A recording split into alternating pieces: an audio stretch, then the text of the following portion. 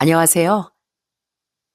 저는 은혜도 모르는 인간에게 통쾌한 한 방을 날려준 여자입니다. 저는 사람은 돕고 도우며 사는 존재라고 생각해요.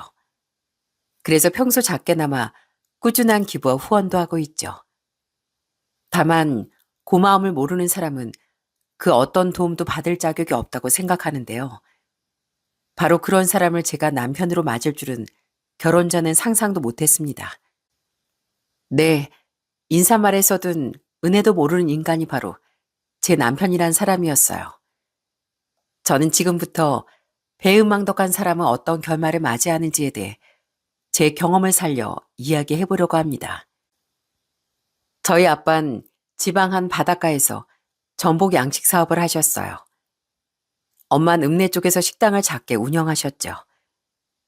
자식이 세상 전부였던 두 분은 열심히 일하며 저와 남동생을 키워주셨어요.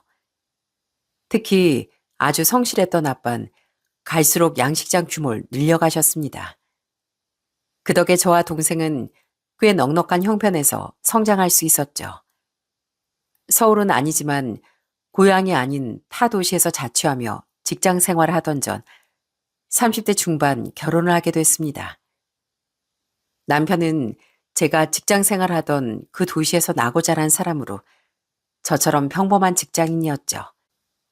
너무 힘들어 상인 씨. 부장님은 유독 왜 나한테만 엉겨가신 걸까? 내가 부족해서 그런 걸까? 아니야. 지민이 네가 얼마나 똑똑하고 야무진 앤데. 남편은 그때만 해도 마음이 따뜻하고 의지가 되는 사람이었어요. 제가 한창 이직한 뒤 힘들어할 때 제 곁에서 큰 힘이 되어주었죠. 그때 전 정신과까지 다닐 정도로 힘들어했었기에 그 시기를 무사히 이겨낼 수 있게 도와준 남편에게 정말 고마웠어요. 부모님 또한 절 도와줬다던 남편에 대한 이야기를 듣고 결혼 전부터 많이 궁금해하셨습니다. 동생도 서울로 올라가고 저도 다른 도시에서 직장 생활하고 있어 평소 자식들 걱정이 많으셨거든요. 그래서 남편에게 고마우셨던 거죠. 그렇게 만나보고 싶었는데 이제야 자네 만나보는구만. 반갑네, 반가워. 부모님의 성화에 못 이겨 전 연애 시절에 남편을 집에 인사시켰어요. 부모님은 엄청난 환대로 남편을 반겨주었고 그 이후 우린 본격적인 결혼 이야기를 나누기 시작했죠. 그런데 그때 남편이 깜짝 놀랄 고백을 하더라고요. 남편은 결혼 이야기가 나오자 자신감 없는 태도를 보이다. 실은 모은 돈이 하나도 없고 빚만 9천만 원이 있다는 말을 털어놨어요. 9천? 어, 아니 왜? 직장 생활 열심히 하고 있고 솔직히 집도 어려운 편 아니라고 생각했는데 상인 씨 부모님 동네에서 큰 마트 운영하신다며. 그랬지. 근데 실은 한 5, 6년 전부터 부모님 마트가 많이 어려워졌어. 큰 마트라고 해봤자 동네 마트라 자꾸 대형 마트들한테 밀리더라고. 서서히 줄던 매출이 나중엔 반토막이 나더니 계속 적자 신세를 면치 못하시더라. 남편은 마트 운영에 어려움을 겪던 시부모님을 위해 계속 월급을 보태 도와드렸었다더군요. 그러다 진짜 마트를 접을 위기에 처했을 땐 2번 정도 대출까지 받아 도움을 드렸다고 하더라고요. 두 분, 내가 어릴 땐 슈퍼마켓을 운영하셨거든. 그러다 나중에 마트를 차리시게 된 건데 그렇게 평생 슈퍼나 마트 장사만 하시던 분들이 마트를 접으면 뭘 하실 수 있었겠어. 그래서 어떻게든 마트 살리려고 아등바등 하시는 모습이 안타까워서 자식으로서 그냥 두고 볼 수가 없었어. 두 분 덕에 내가 대학도 졸업하고 사람 구실하면서 살고 있는 거잖아. 실은 자긴 그냥 빚 좋은 개살구였다며 고개를 푹 숙인 남편이 참 안쓰러워 보이더라고요. 남편은 그렇게 가진 게 없어 결혼 이야기가 나오자마자 위축이 됐던 겁니다. 그런 남편이 전 나쁘게 보이진 않았어요. 입장을 바꿔 저라고 해도 부모님을 그렇게 도와드렸을 것 같았거든요. 자식을 키우기 위한 부모님의 노력과 희생을 너무도 잘 알았으니까요. 오히려 자신이 손해보면서도 부모님을 챙길 줄 아는 남편이 정말 좋은 사람이라고 생각했죠. 그래도 이젠 부모님의 마트가 대강 다시 안정을 찾은 상태라고 하니 다행이더라고요. 전 남편의 좋지 않은 형편을 그냥 안고 가기로 했습니다. 남편의 성실함은 잘 알고 있었으니 돈을 모으는 건 이제부터 함께하면 되는 거라고 생각했죠. 그래서 우린 제가 모은 돈에 대출을 더해 전셋집을 마련하고 남편의 빚부터 빠르게 갚아 나가기로 했어요. 그런데 아빠가 그 말을 들으시더니 놀라운 말을 해주시는 겁니다. 아이고, 상인이 그 녀석이 아주 효자로구나. 갈수록 마음에 들어. 예전에야 부모님 일이 내 일이나 마찬가지였다지만 요즘 어디 그러기가 쉽냐? 참 보기 드문 청년이야. 그 빚 아빠가 갚아주마. 네? 상인 씨 빚을요? 그래. 그리고 집값도 좀 보태줄 테니까 대출 좀 받더라도 전세 말고 차가로 시작해. 요즘 신혼부부는 집 살 때 이자 저렴하게 돈 빌릴 수 있다며. 그럼 이자가 좀 더 높은 상인이 빚부터 갚고 집 살 때 대출 받는 게 낫지. 집 대출이야 담보가 있으니 금리가 싸지만 상인이 빚은 이자가 너무 높지 않냐. 너희가 새 살림 차리려면 그 부담부터 없애주는 게 맞아. 아빤 남편도 남편이지만 딸인 제가 힘든 게 싫어 도움을 주고 싶다고 말씀하셨어요. 처음부터 저희 힘으로 시작해도 된다고 아무리 말씀드려도 자식 가는 길을 조금이라도 고르게 만들어주는 게 부모의 역할이라며 뜻을 굽히지 않으셨죠. 결국 전 감사하게도 아빠의 도움을 받기로 했습니다. 그리고 제게 그 이야기를 들은 남편은 바로 저와 함께 아빠에게 달려가 머리 숙여 감사 인사를 전했어요. 감사합니다, 아버님. 제가 그 돈 앞으로 열심히 해서 꼭 갚겠습니다. 지민이한테 같이 갚자고 하지도 않고 꼭 제 힘으로 갚을게요. 꼭이요. 반드시요. 그래, 알아서 하게. 아빤 그런 남편을 기특한 듯 바라보며 웃으셨습니다. 그렇게 남편의 빚을 갚아주신 아빤 집을 구하는데도 1억 3천만 원을 보태주셨어요.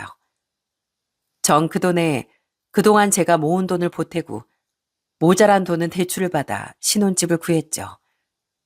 그나마 저와 남편이 살던 지역은 서울보다 집값이 저렴하다는 게 다행이었어요. 이거 너무 감사하고 죄송해서 어쩌니. 미안하다, 지민아.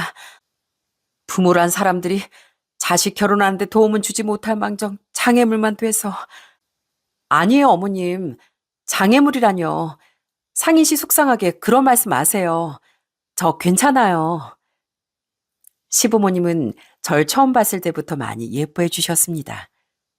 다만 남편처럼 집안 사정 때문에 저에게도 상견례 때 만난 저희 부모님께도 많이 미안해 하셨어요. 그러다 아빠가 큰 도움을 주셨다는 걸 들으시곤 자신들의 처지가 부끄럽다며 눈물까지 보이셨죠. 그렇게 전 남편과 결혼 생활을 시작했습니다. 우린 아들 하나 딸 하나를 낳고 행복하게 살았어요. 남편이 친정에 잘하려고 노력했기에 친정 식구들과 남편의 사이도 좋았죠. 저 또한 남편의 여동생인 신우이와는 별 문제가 없었고요. 신우이도 제 동생처럼 서울에 혼자 살고 있었는데 집에 잘 내려오지도 않고 가족에게 별 관심도 없어 아예 부딪힐 일이 없었거든요. 그런데 시간이 좀 지나 보니 시부모님께 자꾸 불편한 부분이 생겼어요. 흐르는 시간과 함께 겪어본 시부모님은 소위 하는 말로 염치가 좀 없는 분들이었죠. 해외여행이요? 아유, 그래. 너도 알다시피 우리 형편의 해외여행은 무리지 않니? 에휴, 다른 사람들은 자식들이 나서서라도 해외여행 보내주고 그런다기에 그냥 말이나 꺼내봤다. 우린 먼데도 안 바래. 한 일본 정도면 너무 감지덕지할 것 같은데 맨날 마트랑 치마 왔다 갔다 하는 것도 우울하고. 시부모님은 아닌 척 불쌍한 척을 하며 자꾸 뭔가를 요구하는 분들이더라고요. 한 번은 여행을 가고 싶으시다기에 솔직히 좀 곤란했었어요. 당시 전 첫째를 임신한 상태였는데 앞으로 일도 쉬어야 하고 들어갈 돈도 많아 걱정이 많았거든요. 그래도 친정 부모님께도 효도할 겸 전 남편과 상의해 양가 부모님을 일본으로 여행 보내드렸어요. 물론 따로따로 일정을 잡아서요.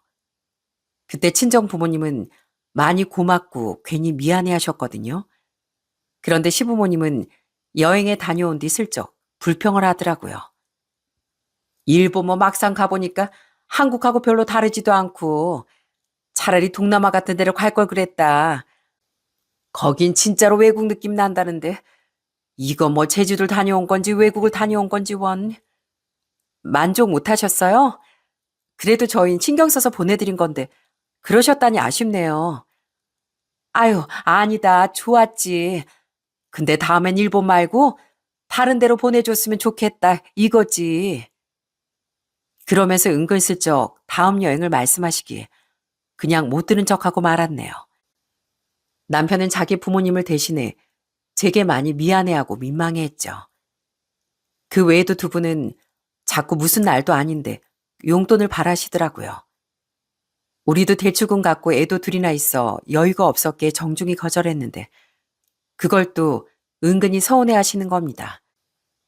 남편이 잘 중재하긴 했지만 매번 말만 미안하고 고맙다고 하시며 바라는 게 많던 두 분께 저도 불만이 생길 수밖에 없었어요. 그런데 제게만 그런 게 아니라 시부모는 저희 부모님한테까지 염치 없게 굴더라고요. 친정 부모님은 어느 명절날 두 분께 전복을 선물로 보내셨는데요. 그 다음 명절엔 저희 아빠께 전화해 대놓고 전복을 요구하셨다고 해요. 안 사더니 전화 와선 이번에도 전복 보내주실 거죠? 이번엔 좀 많이 좀 부탁드립니다. 이러시더라. 우리 전복이 맛있으셨나 봐. 아빤 그냥 좋게 웃으며 선물을 보내주셨지만 저는 영 마음이 불편하더라고요. 남편도 민망해했고요. 그런데 알고 봤더니 시부모님은 그걸 마트에서 파셨다고 해요. 그때 반응이 좋았다며 시모는 제게 이렇게 말하시더라고요. 아예 산지직송이라고 써붙이고 더 팔아보고 싶으니까 사돈 어른께 몇 박스 더 보내달라고 말씀드려줄래? 이번엔 돈 드린다고. 전 당연히 시부모님이 저희 부모님께 전복을 구매하시려는 줄 알았습니다. 그런데 시부모님은 저희 부모님께 전복을 몇 박스나 받아놓곤 딱 5만 원만 보냈다고 하더라고요. 아빠에게 그 이야기를 들은 전 뒤로 넘어갈 뻔했죠. 아니, 몇 박스나 받아놓고 5만 원이요? 안 사더니 요즘 힘드신가 보지. 아무 말 말거라. 어떻게 그래요? 이건 저희 집을 호구로 보는 거라고요. 전 도저히 참을 수가 없어 시댁에 찾아가 따졌습니다. 저희 부모님도 양식장 운영하시며 힘들게 키운 건데요. 마트 사정이 어려우신 건 이해하지만 최소한 원가 정도는 드려야 맞지 않을까요? 전 이거 도저히 그냥은 못 넘어가겠네요. 이건 저희 부모님을 무시하는 행동이라고 생각해요. 아니, 우린 뭐 5만 원 정도면 가족 할인가로 충분할 줄 알았지. 미안하구나. 뭐 이 정도 더 주면 되겠니? 시모는 떨떠름한 듯 표정 관리를 하지 못했고 시부는 아예 인상을 쓰더라고요. 마지못해 돈을 주긴 했지만 엄청나게 주기 싫은 표정이었죠. 전 그 돈을 부모님께 드리며 사과한 뒤 다신 시부모에게 전복을 보내주지 말라고 말씀드렸어요. 한편 남편과는 사이가 좋았지만 갈수록 직장이 불안해졌습니다. 회사가 경영 악화로 계속 휘청거렸거든요. 그래서 남편은 아빠께 갚겠다던 돈을 계속 갚지 못했어요. 직장이 불안한 마당에 애도 둘이나 있는데 조금이라도 돈을 쥐고 있어야 할 것 같다면서요. 전 저라도 생활비를 아끼고 아껴 아빠께 돈을 조금씩 갚아 나가려 했는데요. 아빤 이렇게 말하며 거절하셨어요. 그냥 얼른 집 대출금이나 갚거라. 비록 아빤 그렇게 말씀하셨지만 전 아빠의 돈을 갚기 위해서라도 더 열심히 돈을 모으고 대출금을 갚아 나갔습니다. 집 대출금이 그렇게까지 많은 건 아니었기에 우린 5년 만에 대출금을 모두 갚을 수 있었어요. 그래서 이젠 진짜 돈을 모아 아빠 돈을 갚아야겠다고 생각했는데 남편은 대뜸 황당한 말을 하더라고요. 여보, 나 동호회 사람들이랑 볼링장 사업해보고 싶어. 지금 직장은 불안해서 더는 못 다니겠어. 뭐? 갑자기 무슨 사업이야? 남편은 평소 볼링 동호회에 나갔습니다. 남편은 거기서 만난 사람들과 볼링장을 직접 차리고 싶다고 한 거예요. 남편 말고 무려 4명이 함께 공동 창업을 하겠다기에 전 그런 남편을 뜯어 말렸죠. 자꾸만 불안한 느낌이 들었거든요. 사람이 많을수록 이익도 좋을 거고 위험 확률도 내려갈 거야. 나 해보고 싶어. 그만큼 다툼도 많이 일어나겠지. 사공이 많으면 배가 산으로 가는 거 몰라? 볼링도 친지 이제 3년 됐으면서 볼링에 대해 얼마나 안다고. 그리고 현금 쥐고 있어야 한다고 아빠 돈 좀 천천히 갚겠다더니 사업 시작하는 것도 괜찮다는 거야? 이건 투자잖아. 더 많은 돈을 벌기 위한 투자. 난 당신이 응원해 줄 줄 알았는데 진짜 서운하다. 제가 극구 뜯어 말렸지만 남편은 기어코 회사를 그만두더군요. 그리고는 저 몰래 대출까지 받더니 퇴직금을 더해 동업에 뛰어들더라고요. 독단적인 남편 행동에 정말 마음이 상했습니다. 그래도 다행인 건 남편의 볼링장 사업이 잘 풀렸다는 거예요. 사업을 시작한 뒤 남편은 제게 보란 듯이 사업이 잘 된다는 자랑을 했거든요. 그런 남편은 제게 말도 없이 새 차를 뽑아오고 평소 차지도 않던 시계도 아주 고가의 제품으로 사오며 명품도 사들이기 시작하더라고요. 사업 잘 된 거? 당연히 축하할 일이죠. 하지만 남편의 사업이 잘 되면 잘 될수록 제 빈정은 크게 상할 수밖에 없었답니다. 처음 사업을 시작할 때 반대했던 제게 앙심이 남은 건지 남편은 자신의 모든 소비와 사치에 대해 저와 일절 상의하지 않았어요. 그리고 집에 생활비를 거의 가져오지도 않더라고요. 그렇게 멋대로 차 바꾸고 명품 옷 사고 사치할 돈이 있으면서 대체 왜 생활비를 안 가져오는 거야? 내가 당신 번 돈 다 가져오라는 것도 아니고 최소한 양심 있으면 생활비 내야 할 거 아니야. 원래 사업하는 사람은 돈을 좀 쥐고 있어야 하는 거야. 우선 당신 벌이만으로 생활은 다 되잖아. 그리고 최소한 나 먹고 지내는 정도 내고 있는데 뭐가 문제야? 하숙하니 지금? 그리고 애들은 뭐 나 혼자 임신하고 나왔어? 애들 먹고 배우고 어린이집 가는 건 생각도 안 해? 아까 말했잖아. 나도 어느 정도 현금 쥐고 있어야 해서 그렇다고. 그리고 솔직히 난 당신 좀 괘씸해. 그렇게 나 사업하지 말라고 막더니 내 사업이 좀 잘 되는 것 같으니까 막 내 벌인 탐나? 난 딱 최소한 빼곤 내 벌이 당신하고 나눠 쓰고 싶은 마음 없으니까 김칫국 마시나 마. 와, 뭐 이런 인간이 다 있나 싶더라고요. 제가 저 혼자 잘 되자고 남편 사업을 막았겠습니까? 걱정이 되니까 말렸던 건데 그걸 가지고 말을 저렇게 하는 겁니다. 처음엔 생각만큼 사업이 잘 되는 건 아니다. 사업가로서 품위 유지 정도는 해야 해서 명품도 차도 산 거다 하고 둘러대더니 나중에 나의 대놓고 제게 남은 앙금을 드러낸 거죠. 전 돈을 손에 쥐자마자 변하기 시작한 남편에게 실망했어요. 전 그 괘씸한 인간에게 분수를 깨닫게 해줬죠. 이 못난 인간아, 내가 그래도 사람 자존심 건드는 거 아닌 것 같아서 그동안 꾹 참았는데 괘씸? 괘씸은 내가 할 말이지. 돈은커녕 빚밖에 없는 인간. 우리 친정집에서 빚도 다 갚아주고 나랑 친정돈 합쳐서 신혼집까지 마련해서 데려왔더니 이제 배 좀 불렀다 이거지? 명품이나 차 살 돈이 있고 우리 아빠한테 갚을 돈은 없어? 언젠 나한테 그렇게 고맙다고 하더니 당신 걱정해서 사업 반대 좀 했다고 앙심을 품어? 지나가는 들짐승도 자기를 구해주면 사냥을 해서라도 은혜 갚는다더라. 당신 같은 인간을 금수라고 하는 거야. 알어? 제가 오죽했으면 남편에게 그런 말을 했겠습니까? 아무리 화장실 들어갈 때와 나올 때가 다른 게 사람이라더니 정말 너무하더라고요. 틀린 거 하나 없는 제 맹렬한 비난에 남편은 입술만 실룩이다 방으로 들어가 버렸죠. 그렇게 남편이 사업을 시작한 지 3년 동안 우리의 사이는 급격하게 틀어져 갔습니다. 그리고 저와의 사이가 급격히 나빠진 건 남편뿐만이 아니었어요. 시부모 또한 남편의 입장이 달라지자 함께 돌변하기 시작하더라고요. 아이고, 우리 사업가 아들 왔어? 바쁜데도 부모 보러 오느라 고생 많았다. 어머님, 저도 왔어요. 보면 안다. 뭐 시부모인 우리가 며느리 왔다고 융숭한 대접이라도 해줘야 하니? 네? 아니, 저도 왔다고 그냥 말씀드린 건데 왜 말씀을 그렇게 하세요? 시부모의 염치 없는 행동들에 대한 문제로 결혼 생활을 하며 조금씩 두 분과 사이가 멀어지긴 했습니다. 그래도 제가 예의 있게 행동하니 두 분 또한 서운한 티는 내도 제게 함부로 하진 않으셨었어요. 그런데 남편과 제 사이가 멀어지며 남편이 저에 대한 불만과 험담을 두 분께 한 모양이더라고요. 남편은 사업을 시작한 뒤 저 보란 듯이 자기 부모님을 챙겼었는데요. 바라는 게 많았던 두 분 입장에선 그런 남편이 또 얼마나 기특하고 예뻤겠습니까? 그래서인지 자꾸 제게 저기를 드러내더라고요. 애미 너, 우리 상인이 집에서 잘 챙겨주고 있니?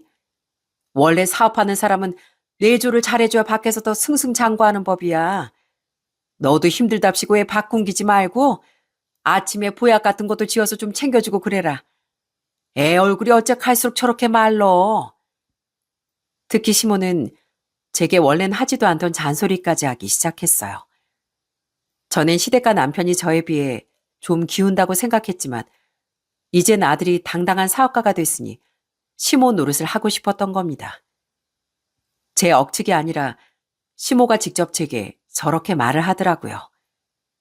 그러니까 그동안 시모는 시자 노릇 하고 싶은 마음을 억지로 참았던 거죠. 가뜩이나 남편에게 정이 다 떨어져 가던 전 차츰 그런 시모에게 참지 못하고 툭툭 대꾸하게 됐죠. 어머님, 안경 좀 맞추셔야 할 것 같아요. 제 남편은 저번에 보니까 살이 5kg나 쪘고요. 그만큼 살이 빠진 건 저거든요. 애들 아빠 집에서 아무것도 안 해요. 저 혼자 집안일, 애들 육아 다 하고 있어요. 저도 맞벌이까지 하는데요. 제가 처음에 사업하는 거 말렸다고 여태 앙심 품고선 생활비는 집구리보다 더 조금 주길래 저도 그냥 애들 아빠 빨래도 안 하고 밥도 안 차려요. 애들 보는 거랑 집안일이야. 그냥 제 마음 편하자고 혼자 하는 거지만 제가 이 상황에 내조까지 해야겠어요? 오히려 자기 사는 집 싹 치워주고 애들 봐주는 저한테 남편이 보약을 지워줘야 하는 거 아닌가요? 너 아주 처음에 돈 좀 해왔다고 기고만장하구나. 전에 사돈이 보내는 전복과 받아낼 때도 그렇고 너무 맹랑한 거 내가 진즉 알아봤다. 아, 남자가 바쁘면 여자가 더하고 그럴 수도 있는 거지. 그 생활비 좀 적게 줬다고 밥을 안 차려줘? 아이고, 요즘 여자들이 다 너 같아서 요새 이혼하는 사람들이 많나 보다. 아주 무섭다, 무서워. 처음에 돈 좀 해왔다고 기고만장한 게 아니라 그렇게 고마워하던 초심 잃은 남편이나 어머님, 아버님한테 서운해서 저도 악만 남은 거예요. 그래도 애들 할머니, 할아버지 집이라고 온 건데 저 그냥 가겠습니다. 절 반길 사람도 없는 집에 괜히 온 것 같네요. 그렇게 3년 만에 남편과 시댁에 대한 제 오만정은 다 떨어졌습니다. 특히 남편에게 너무 실망스러웠어요. 이렇게 변할 사람이면 그냥 이게 본 모습이었다고 생각해 전 결국 남편과 이혼을 진지하게 고민하게 됐죠. 그러던 어느 날 전 엄마에게서 생각지도 못한 충격적인 전화를 한 통 받게 됐어요. 저 지민아, 네 아빠가 너한테 말하지 말라고 했는데 아무래도 네가 집안 사정 정도는 알아야 할 것 같아서. 사정이요? 왜요? 집에 무슨 일 있어요, 엄마? 요즘 네 아빠 양시장 사정이 너무 안 좋아. 바닷물 수온이 비정상적으로 올라가서 전복들이 집단으로 폐사했지 뭐니. 어떻게든 하나라도 살려보려고 네 아빠가 최선을 다했는데 소용없었어. 근데 얼마 전에 집중호우 때문에 양식장 시설이 파손까지 돼가지고 네 아빠 지금 너무 스트레스 받아서 얼마 전엔 위궤양 판정까지 받았다. 요즘 양식장 운영비도 가뜩이나 엄청나게 올라서 지금 양식장을 탄내만해하고 있어. 만약 이거 망하면 네 아빠는 이제 어쩌니? 평생 저거만 해온 양반인데 엄마 너무 걱정이다 얘. 우리 노후야 엄마가 식당을 계속하고 있으니까 그나마 괜찮다지만 나이 들어서 갑자기 일을 쉬면 오히려 골병든데. 네? 아니, 저번에 비 엄청 왔을 때 걱정돼서 전화하니까 아무 문제 없었다면서요. 그땐 네 아빠가 말하지 말라고 해서 그런 거지. 심장이 쿵 떨어지는 느낌이더라고요. 그동안 회사 일도 있고 여러모로 정신이 없어 2달 정도 친정에 못 가봤는데 그 사이 친정 사정이 너무 안 좋아졌던 겁니다. 전복은 환경 변화에 극도로 민감한데 급격하게 올라간 수온과 집중호우가 문제가 되고 비싸진 운영비 감당까지 더해져 양식장 운영에 큰 위기가 닥쳤던 겁니다. 전 놀라서 전화를 끊은 뒤 바로 아빠에게 전화를 걸었어요. 아빠 목소리를 듣는데 너무 죄송해서 눈물이 터지더라고요. 아빠, 요즘 힘드시다면서요. 위궤양까지 걸리시고요. 왜 저한테 말씀을 안 하셨어요? 병원 좀 다니면 위궤양 같은 거야 금방 나. 그리고 힘든 거 말한다고 뭐가 달라지냐? 너만 더 걱정시키지. 왜 울고 그러냐? 이 아빠 속상하게. 울지 마라. 준영이한테도 굳이 말하지 말고. 나중에 양치장을 접든 살리든 상황 정리되면 그때 말해도 안 늦어. 죄송해요, 아빠. 딸이 돼서 아빠가 그렇게 힘드신 줄도 모르고. 내가 말을 안 했는데 네가 어떻게 알아? 울지 말라니까. 괜찮다고 말씀하시던 아빠의 목소리엔 힘이 잔뜩 빠져 있더라고요. 전 어떻게든 아빠를 돕고 싶었어요. 평생 아빠에게 도움을 받았으니 이젠 제 차례라고 생각했죠. 그래서 전 제 명의였던 집을 담보로 거액을 대출받아 바로 아빠께 보내드렸습니다. 그리고는 다시 전화드렸더니 아빤 뒤로 넘어가려고 하시더라고요. 난이도 못 받는다. 어떻게 나 살겠다고 자식한테 이런 큰 돈을 받아.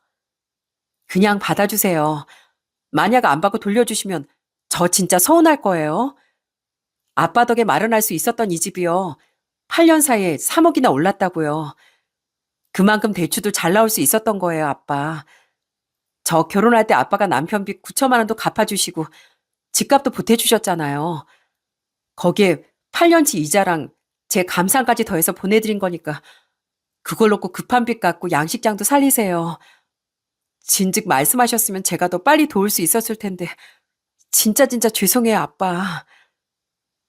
아빤 제게 미안하다며 몇 번이나 거절하시더군요. 그래도 자식 이기는 부모 없다죠?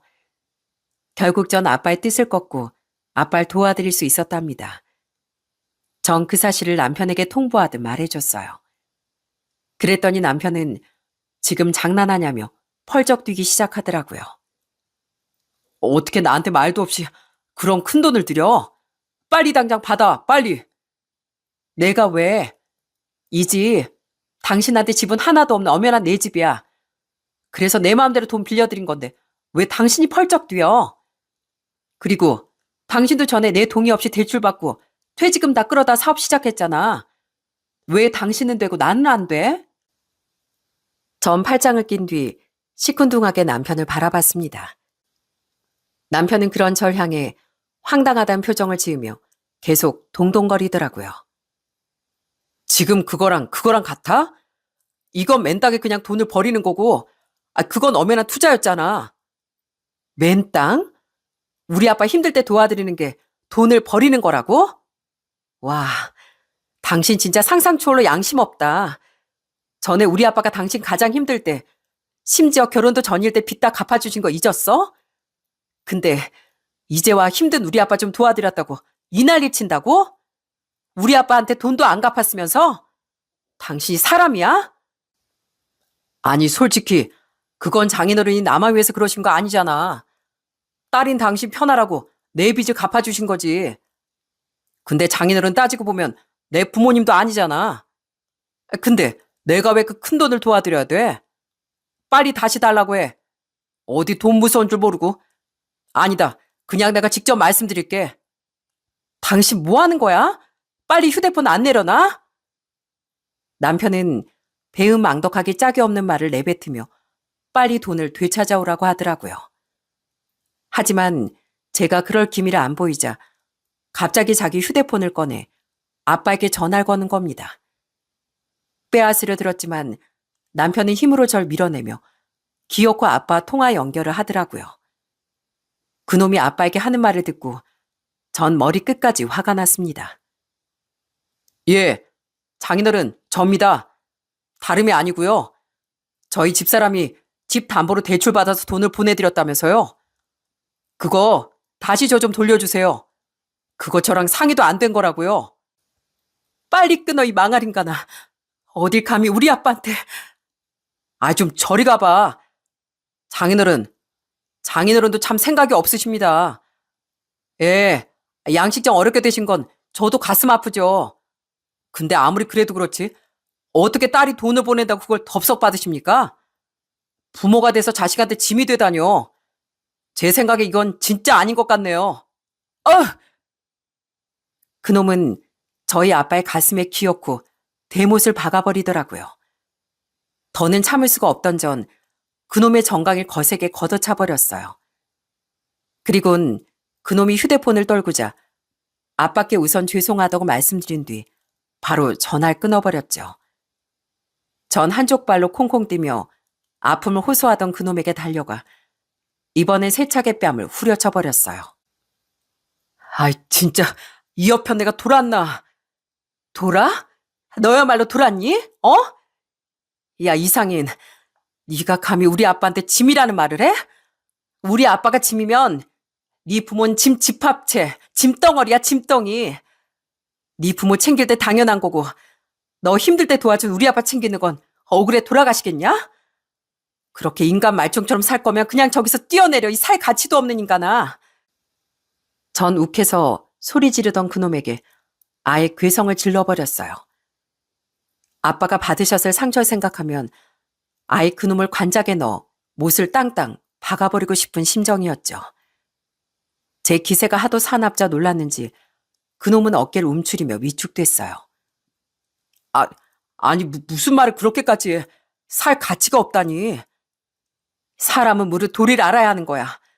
하물며 짐승도 도리를 안다는데 사람도 짐승도 아닌 주제에 사람 행세를 하고 있는 당신이 내 눈엔 그 정도로 역겨워 보여.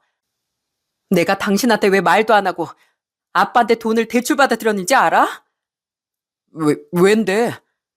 당신하고 어차피 더 살 생각이 없었으니까. 이기적이고 배은망덕한 데다 쪼잔하고 치사하기까지 한 당신도, 염치라고 밥에 밥 말아먹은 당신 부모도 어차피 꼴도 보기 싫었으니까. 곧 이혼할 사람한테 내가 내 집 가지고 대출받은 일 상의할 필요 없잖아. 그거 지금 이혼하자는 소리야? 말은 주워 담지 못하는 법이야. 당신 말 똑바로 해야 돼. 전 그놈에게 눈알을 부라리며 이혼이란 단어를 꺼냈습니다. 그러자 남편은 잠시 놀란 표정을 짓더니 짐짓 인상을 쓰며 경고 같은 말을 하더라고요. 전 그런 그놈을 비웃으며 확실히 못을 박았죠. 말은 못 주워 담는 법이라는 말 내가 그대로 돌려줄게. 당신은 언제가 당신이 뿌린 대로 거두는 날이 올 거야. 난 더는 당신하고 같이 못 사니까 이혼해. 하루라도 빨리. 그래, 하자, 해. 당신 진짜 후회하지나 마. 나도 뭐 아쉬울 거 없어. 남편 알길 개무시하고 내 인생에 별 도움도 안 낸 당신 같은 사람 나도 필요 없다고. 먼저 이혼하자고 한 건 당신이니까 애들도 당신이 키워. 알겠어? 난 혼자선 절대 애들 못 키우니까. 바라던 바네. 그런 주제에 어디 가서 애들이 보고 싶다 어쩐다 말하고 다니기만 해봐. 전 이때다 싶어 아이들까지 떠넘기려 들던 남편을 경멸스러운 듯이 노려봤습니다. 전 다음날 휴가를 쓰고 출근하지 않았어요. 대신 이삿짐 센터를 불러 남편이 출근하고 없는 사이 남편 짐을 모두 시댁으로 보내버렸죠. 그랬더니 시모가 제게 전화를 걸어 난리를 치더라고요. 예, 이건 다 뭐니? 아까 상인이한테 너 이혼할 거라고 듣긴 했다만 왜 짐을 여기로 보내? 나가라고도 네가 나가야지. 거긴 우리 상인이 집이기도 한데 거기 8년새 3억이나 올랐다며? 아무튼 낯짝 두껍고 뻔뻔하긴 모자가 아주 똑같네요. 여긴 엄연히 제 명의로 된 제 집이거든요. 애들 아빠가 빚을 같이 갚았다고 해도요. 그리고 앞으로 저한테 2번 다시 전화 걸지 마세요. 정 할 말 있으면 제 변호사 통해서 하던가요. 전 그 염치도 없는 시모에게 할 말만 한 뒤 전화를 끊어버렸습니다.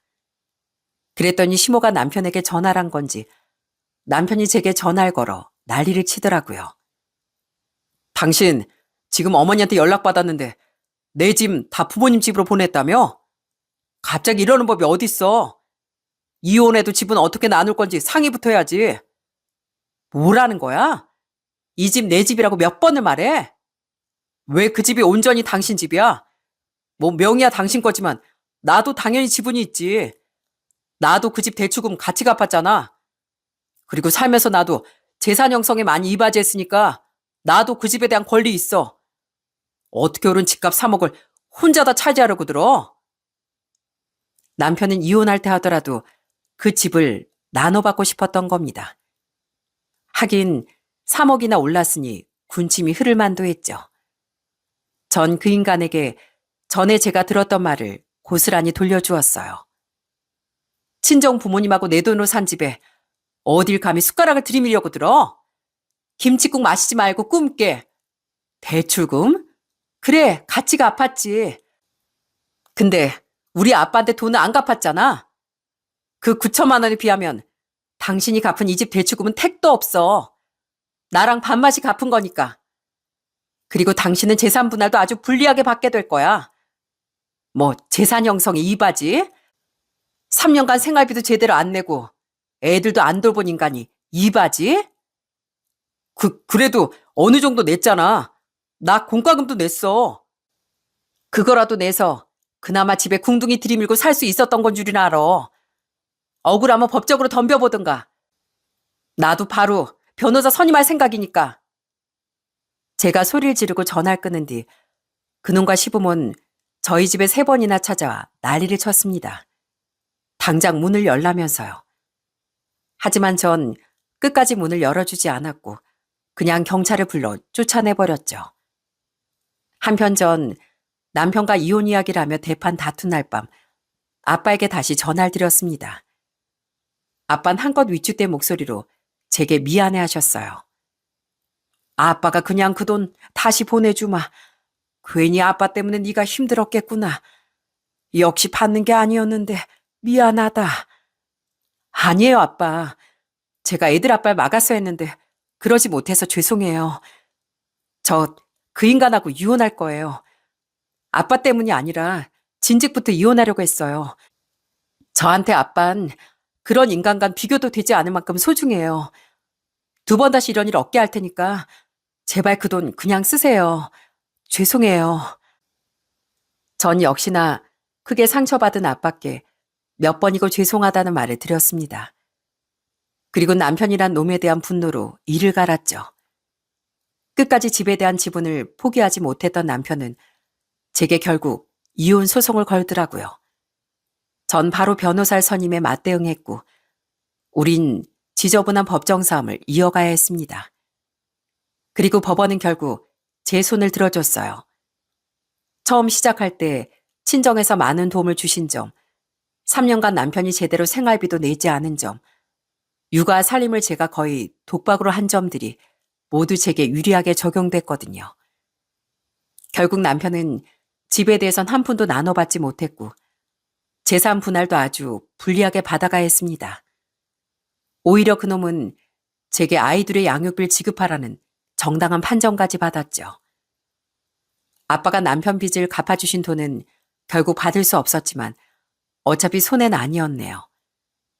앞서 말했듯 어차피 그놈이 함께 집 대출금을 갚긴 했었고 집값도 3억이나 올랐으니까요.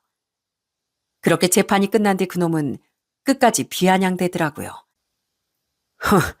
그래 잘 먹고 잘 살아라.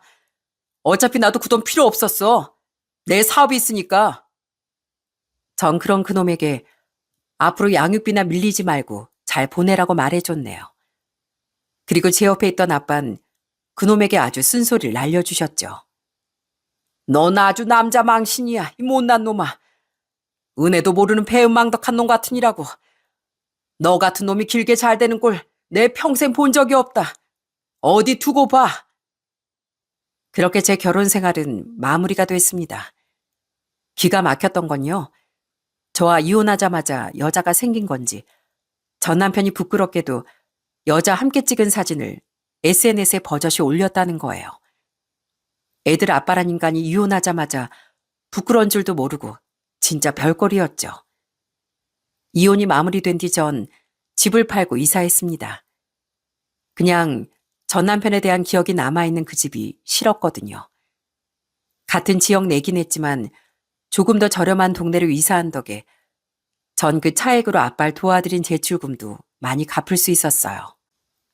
제 도움으로 위기를 넘긴 아빠의 양식장은 다행히 다음에 다시 안정을 되찾았습니다. 건강도 잘 회복하셨고요. 그리고 아빠는 기어코 제 남은 대출금을 다시 갚아주시더라고요. 부모 돕겠다고 빚진 딸을 그냥 내버려두면 조상님이 욕하신다 하는 말로 돈을 안 받으려던 절 끝내 이기시더라고요. 제가 이혼 소송을 할 당시 남동생도 뒤늦게 아빠가 힘드셨다는 사실을 알고 정말 죄송해했는데 그래도 아빠가 다시 잘 일어서 주신 덕에 우리 남매는 죄송함과 걱정을 많이 덜 수 있었죠. 전 남편이 이혼한 뒤 계속 여자를 만나느라 바쁜 건지 애들은 보러 올 생각도 안 하더라고요. 어차피 자신들에게 갈수록 관심이 없어졌었던 남편을 잘 찾지 않던 애들은 금세 남편을 많이 잊어버렸어요.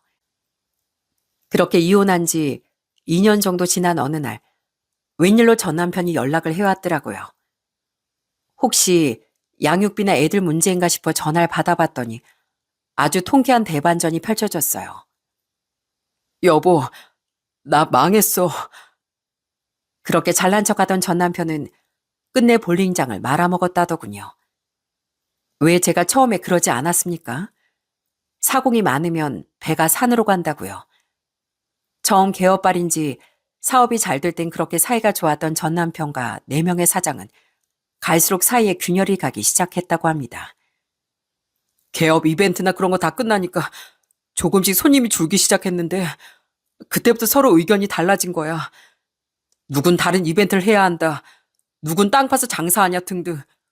그러다 점점 2대3으로 편이 갈라지더니 볼링장 운영이 개판이 되기 시작했어. 그렇게 적자가 나기 시작하니까 다들 서로 니 탓이요 탓만 하더라고. 물론 나도 그랬고. 결국 볼링장 운영은 개판이 됐다더군요. 갈수록 나던 적자에 서로 멱살잡이까지 했던 5명 중 3명은 중간에 손해를 감수하고 손을 뗐다고 해요. 그렇게 남은 전 남편과 다른 1명은 대출까지 잔뜩 받아 어떻게든 볼링장을 살려보려고 했는데 끝내 빚만 남은 채 볼링장은 살릴 수도 없었다고 합니다. 전 남편은 콧물까지 흘리고 있는지 계속 훌쩍거리며 우는 소리를 하더라고요. 부모님이야 날 도와주실 형편이 안 되니까 동생한테라도 좀 도와달라고 했거든. 그러니까 망하려면 혼자 망하라면서 요즘엔 아예 집에도 안 와. 내가 돈 빌려달라고 할까 봐. 그래서 말인데 여보, 정말 미안한데 나 3천만 원만 어떻게 좀 빌려주면 안 될까? 나 지금 애들 양육비도 보낼 형편이 안 돼. 우선 급한 빚은 갚아야 다시 여유 가지고 직장을 구하든 새 출발을 하든 할 거 아니야. 기가 막혀. 지금 나한테 돈을 빌려달라고? 나도 염치 없는 거 아는데 당신 그래도 돈 좀 있을 거 아니야. 좀 뒤로 알아보니까 장인어른 양식장도 다시 건재해졌다며. 야 이상인, 누울 자리 보고 발을 뻗어야지. 당신 SNS에 그렇게 사진 올리던 여자친구 있잖아. 그쪽에다 빌려달라 그래. 헤어졌어. 내가 돈 좀 빌려달라고 하니까 바로 손절하더라고. 여보 제발 애들을 생각해서라도 나 한 번만 도와줘. 전 남편은 제게 돈을 빌리려 전화를 했던 거더라고요. 자기가 저희 아빠에게 했던 짓은 생각도 못하고 그런 뻔뻔한 말을 하더라고요.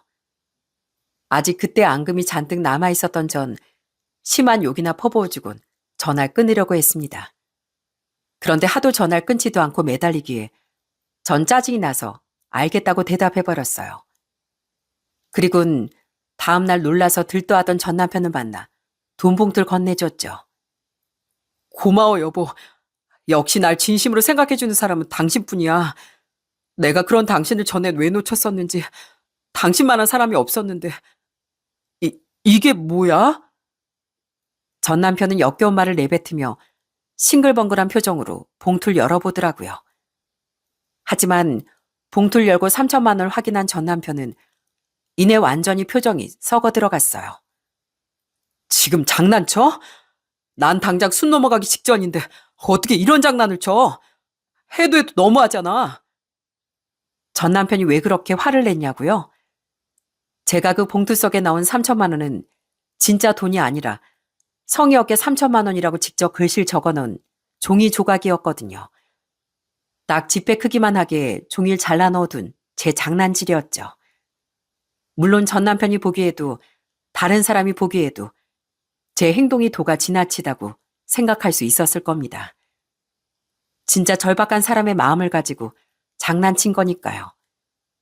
하지만 전 전혀 미안하지 않았어요. 전 길길이 날뛰던 그놈에게 두 눈 똑바로 뜨고 인생의 쓴맛을 알려줬답니다. 난 네가 한 짓 그대로 돌려줬을 뿐인데. 내가 한 짓? 내가 언제 이런 장난질을 했어? 너도 우리 아빠만 무참하게 짓밟고 우습게 여겼잖아. 우리 아빠가 좋은 마음으로 도와주신 거 다 있고 우리 아빠가 가장 힘들 때 아빠 가슴에 대못을 박았잖아. 돈도 안 갚은 주제에. 내가 그 일 잊을 줄 알았어? 원래 때린 놈은 기억 못해도 맞은 놈은 평생 기억하는 거야. 그런 주제에 어디서 나한테 계속 돈을 빌려달래? 내가 그냥 욕짓거리만 해주고 말려다가 하도 괘씸하게 매달리길래 이렇게 참교육해준 거야. 염치 좀 챙기라고. 알았냐? 전 전혀 잊지 않고 기억하고 있던 그때의 기억을 떠올리며 그놈에게 울분을 토했습니다. 그러자 그놈은 이번엔 동정표를 쓰려고 하더라고요. 자기가 자존심 세울 때가 아니라는 걸 깨달았는지 애써 화를 삭히곤 절 설득하려고 들더라고요. 그래, 알겠어. 당신 여태 나한테 화나 있는 거 이해할게. 근데 여보, 무슨 욕이든 다 해도 좋으니까 제발 나 좀 살려주라. 어? 어린애처럼 너무 앙심만 품고 있지 말고 3억도 아니고 3천인데 애들 생각해서라도 제발 좀 도와줘. 아니, 난 당신 못 믿겠는데. 우리 아빠한테도 꼭 돈 갚겠다더니 안 갚은 사람이 당신이었잖아. 내가 분명 이런 결말을 생각해서 사업하지 말라고 말린 건데 그거에 앙금 품고 나한테 생활비도 제대로 안 줬었잖아. 그런데다 자기 연애한다고 애들한테 관심도 없던 게 바로 당신이잖아. 그런 주제에 나한테 그딴 말이 나오니? 인생은 원래 자기가 뿌린 대로 거두는 거야. 내가 당신한테 앞으로 줄 수 있는 건 당신이 계속 양육비를 빌렸을 때 보내줄 소송장뿐이야. 그러니까 당신 사정은 당신이 알아서 해결하고 좋은 말 할 때 애들 양육비나 잘 보내. 알겠어? 전 그렇게 마지막으로 통쾌한 응징을 해줄 수 있었답니다. 전 남편은 결국 망연자실한 표정으로 절 보내줄 수밖에 없었죠. 예, 너 설마 혹시나 해서 하는 말이지만 이서방이랑 연락하고 지내는 거 아니지? 다시 시작할 생각이라거나. 절대 아니에요, 아빠. 갑자기 그게 무슨 말씀이세요? 그런데 그로부터 얼마 뒤 아이들과 부모님을 보러 간 날 아빠가 제게 이상한 질문을 하시더라고요. 그 이유를 듣고 전 경악을 했네요. 며칠 전 남편이 제게 돈 빌리기 실패하자 이번에 시모가 직접 저희 아빠께 전화를 걸어 돈을 부탁했다는 거예요. 네? 그 아줌마 진짜 제정신이래요?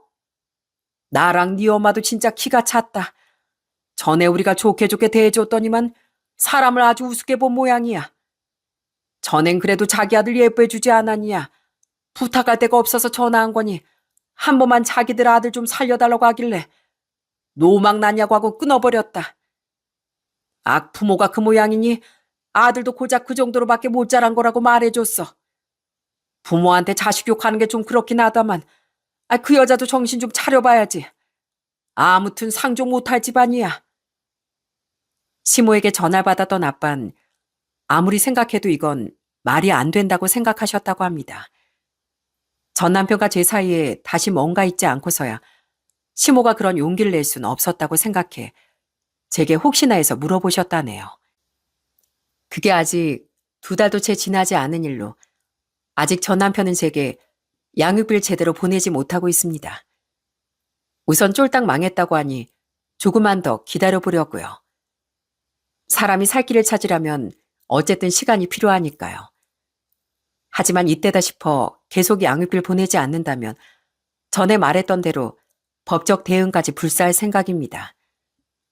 한번 호의를 베풀면 당연한 듯 계속 이용하는 것이 그 인간이라는 걸 잘 알고 있으니까요. 한땐 평생을 약속했던 사람과 이런 악연이 되어버린 건 안타깝지만 혼자 아이들을 잘 키우기 위해서라도 제가 받아야 할 것들은 꼭 받아낼 생각입니다. 전 여태까진 전 남편에 대한 앙금을 버리지 못하고 살았었지만 앞으로 나의 그 인간에 대한 기억을 지운 채 살아가려고 합니다. 울분은 토할 만큼 토해냈으니까요. 제 마음속에서 그 인간에 대한 존재를 완전히 몰아내면 부모님과 아이들에게 더 신경 쓰며 살 수 있을 것 같습니다. 제 동생은 아직 결혼하지 못한 노총각인데 전 그런 동생과 함께 부모님에 대한 은혜를 갚으며 잘 살아가려고 합니다. 그리고 평생 자식들을 위해 살아오신 부모님처럼 저희 아이들을 위해 헌신하며 좋은 엄마가 되어가고자 해요. 전 남편에게 받은 것들을 고스란히 돌려주었다고 생각합니다. 결국 전 남편은 자기 손으로 자기 발등을 찍은 거나 다름이 없었죠. 그런 걸 보면 역시 인생은 부메랑이라는 말이 맞는 말인 것 같습니다. 좋은 일이든 나쁜 일이든 결국 인생은 살아온 대로 돌려받은 것이니 평소 인생을 잘 사는 것이 꼭 미래의 나를 위한 일인 것 같습니다. 그럼 전 여기서 이만 긴 이야기를 마치고자 합니다. 처음부터 끝까지 제 이야기를 들어주신 모든 분께 꼭 감사 인사를 전하고 싶습니다. 본격적으로 시작된 겨울을 모두 따뜻하게 이겨내시길 바라며 전 이만 물러갈게요.